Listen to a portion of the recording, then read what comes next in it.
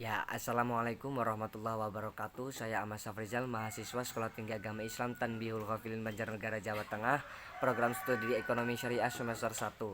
Di sini saya akan mempresentasikan tentang perbedaan kitab At-Tahafut Al-Falasifah dan kitab Tahafut At-Tahafut. Ya, saya akan mempresentasikan itu karena saya sudah membuat makalahnya dengan kelompok saya. Ya, latar belakang masalah pengaruh masuknya filsafat Yunani banyak menimbulkan masalah dan tantangan bagi para filsafat Islam. Salah satunya perbincangan mengenai Tuhan yang termasuk dalam kategori filsafat pertama. Ya, problematika ketuhanan mulanya masih dipecahkan secara wajar.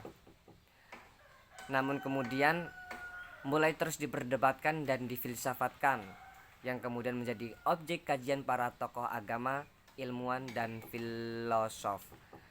Ya, salah satunya Al-Ghazali dengan kitab Tahafut Al-Falasifah yang kemudian dikritik oleh Ibnu Rushd dengan kitab Tahafut At-Tahafut. Dalam dunia filsafat Islam dikenal dengan adanya polemik antara Al-Ghazali dan Ibnu Rushd. Imam Ibnu Rushd mengkritik Al-Ghazali hingga pada pengkafiran beberapa filosof Muslim dan menempatkan filsafat Islam pada posisi marginal yang secara tegas. Al-Ghazali menyatakan bahwa sebagian besar teori para filosof tidak sejalan dengan agama. Maka Ibnu Rushd membantah pemikiran Al-Ghazali tersebut. Ya, rumusan masalah yang dapat kita tarik dari latar belakang tersebut yaitu penjelasan kitab At-Tahafut Al-Falasifah dan Tahafut At-Tahafut. Bagaimana pandangan Al-Ghazali dan Ibnu Rushd tentang ketuhanan? Perbedaan pemikiran yang menyebabkan filsuf dipandang kafir. Nah, persamaan pemikiran Al-Ghazali dan Ibnu Rushd. Ya, dari tujuan masalah yang akan dari makalah kita yang kita kerjakan ini yaitu untuk mengetahui kitab At-Tahafut Al-Falasifah dan Tahafut At-Tahafut, menambah wawasan tentang pandangan Al-Ghazali dan Ibnu Rushd tentang ketuhanan. Ya, mengetahui perbedaan pemikiran yang menyebabkan filsuf dipandang kafir. Ya, mengetahui persamaan pemikiran Al-Ghazali dan Ibnu Rushd. Ya, jadi untuk materi selanjutnya yaitu membahas tentang pengertian Tahafut Al-Falasifah. Kehancuran para filsuf adalah kitab karya Al-Ghazali yang menjadi perdebatan selama berabad-abad. Dalam kitabnya, Al-Ghazali mengkritik para filsuf muslim terutama Ibnu Sina dan Al-Arabi. Ya, Al-Ghazali menulis 20 daftar kehancuran logika para filsuf tentang ketuhanan Islam yang 17 diantaranya dianggap sesat atau bid'ah dan 3 lainnya dianggap tanda kekafiran. 3 buah kehancuran yang dianggap Al-Ghazali sebagai tanda kekafiran yaitu: pertama, alam semesta selalu ada tanpa permulaan.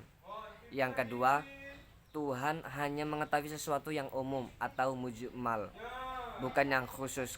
Ketiga, hanya ruh yang dibangkitkan di hari akhir, bukan jasadnya. Tahafut At-Tahafut atau kehancuran dari kehancuran adalah sebuah kitab yang ditulis oleh Ibnu Rushd di abad pertengahan, di mana dalam kitabnya Ibnu Rushd mempertahankan pemikiran Aristotelianis dalam pemikiran Islam.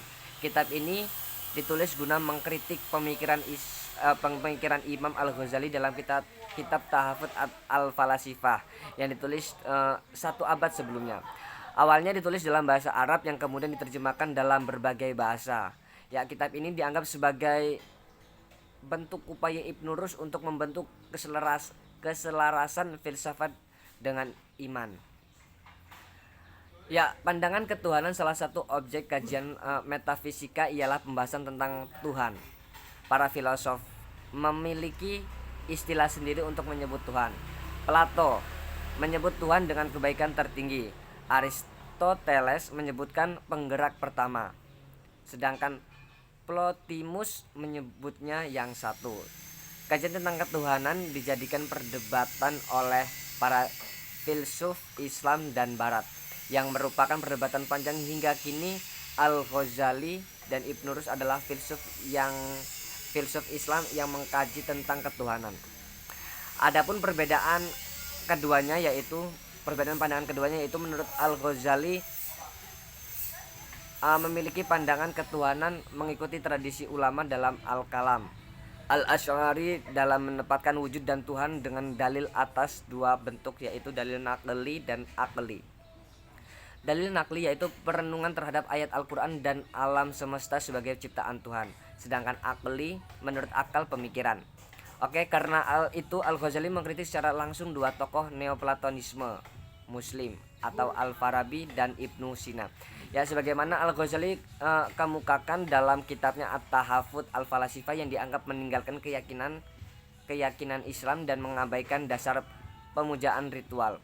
Menurut Ibnu Rus berpendapat bahwa Al-Ghazali salah paham.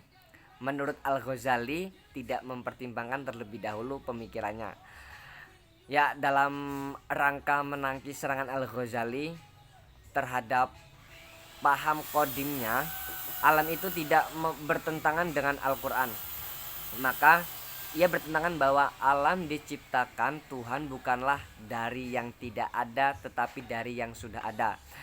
Dari kenyataan tersebut kita dapat ditarik kesimpulan Ibnu Rus berpandangan tentang Tuhan adalah kodim yang mencipta, bukan qidam yang diciptakan. Perbedaan pemikiran penyebab filsuf itu dipandang kafir Al-Ghazali memberikan reaksi keras pada Neoplatonisme Islam.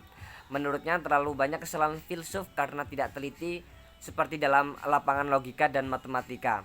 Kekeliruan filosofi tersebut meliputi 20 persoalan, 17 soal dinyatakan al-ahbid, sedangkan 3 soal dianggap berlawanan. Ya, dengan pendirian semua kaum muslimin. Tiga persoalan para filsuf dipandang kafir. Alam kekal kodim atau abadi dalam arti tidak berawal. Tuhan tidak mengetahui perincian atau hal-hal yang partikular yang terjadi di alam. Pengingkaran terhadap pembangkitan jasmani di hari akhir. Dalam rangka membela filsafat dan para filsuf muslim dari serangan para ulama terutama Al-Ghazali, Ibnu Rus menegaskan bahwa antara agama Islam dan filsafat tidak bertentangan. Ya, intinya filsafat tidak lain dari cara berpikir untuk mengetahui pencipta segala yang ada di sini. Ya, Ibnu Rus mendasari argumennya dengan dalil Al-Quran Al-Hasyr dan Al-Isra 184 menyuruh umat manusia berpikir tentang wujud atau alam yang nampak guna mengetahui Tuhan. Dengan demikian Al-Quran memerintahkan untuk berfilsafat. Ya, persamaan pemikiran perdebatan Al-Ghazali dan Ibnu Rus lebih sering ditempatkan pada perdebatan antara para ahli syariat dan ahli filsafat. Sekalipun Al-Ghazali mengkritik pemikiran filsafat, tapi ia sendiri pernah mendalami dan memahami filsafat. Kekecewaannya pada filsafat terjadi saat ia mencari kebenaran hakiki melalui jalur filsafat. Meskipun dari kedua tokoh saling menyerang, mereka memiliki beberapa kesamaan pemikiran, yaitu diantaranya menurut Al-Ghazali dan Ibnu Rus, mereka memiliki pemikiran yang sama pada potensi yang ada pada masing-masing manusia yang beragam. Al-Ghazali dan Ibnu Rus keduanya adalah tokoh muslim besar yang memiliki pemikiran cerdas, bersikap kritis dan mencari hakikat hidup. Selain itu, Al-Ghazali dan Ibnu Rus tidak cukup luas dari ilmu-ilmu yang telah didapat, terbukti dengan kitab keduanya yang sudah fenomenal. Al-Ghazali dengan kitab terkenalnya yaitu Al-Ihya Ulumuddin dan Tahafut Al-Falasifah, sedangkan Ibnu Rus dengan kitab Tahafut At-Tahafut sebagai kritikan yang ditujukan pada Al-Ghazali.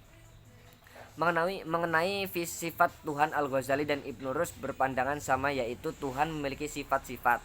Sifat Tuhan tersebut sebagai ciri Tuhan maha sempurna. Ya, di titik persamaan inilah Al-Ghazali bertemu dengan Ibnu Rus.